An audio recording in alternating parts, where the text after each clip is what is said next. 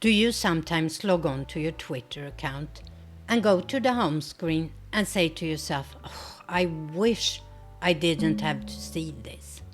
Hejsan hej, I am PixelPia. Today I will show you how you can get some control over what you see on Twitter by using the mute and block function.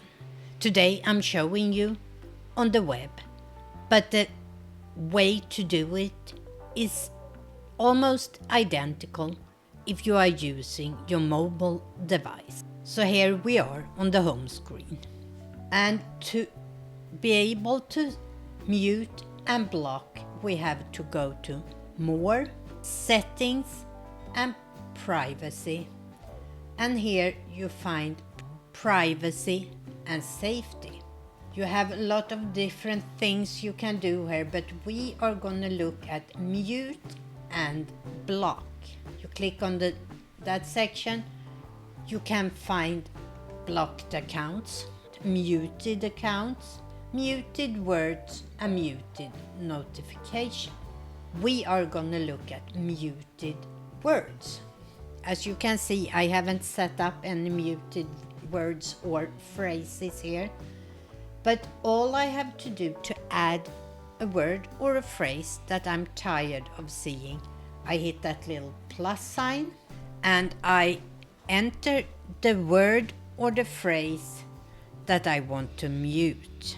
That's one of the words I don't want to see. I can choose to mute it from my home timeline. I can mute it in notification. I can mute it from anyone or just from people I don't follow. And then I can choose the duration. If this is a word I never want to see again, I choose until you unmute the word. But I can also choose 24 hours, 7 days or 30 days. And then I hit save.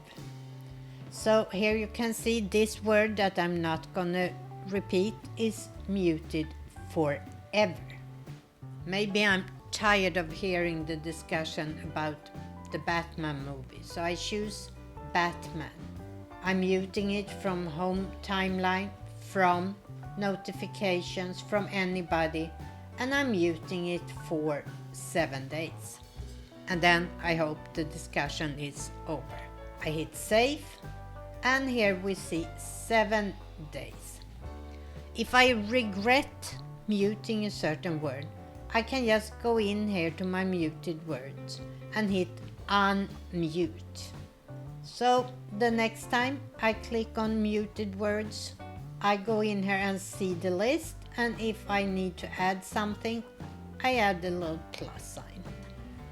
I hope this will help you clean up your home feed on Twitter. Until next time. Hej då!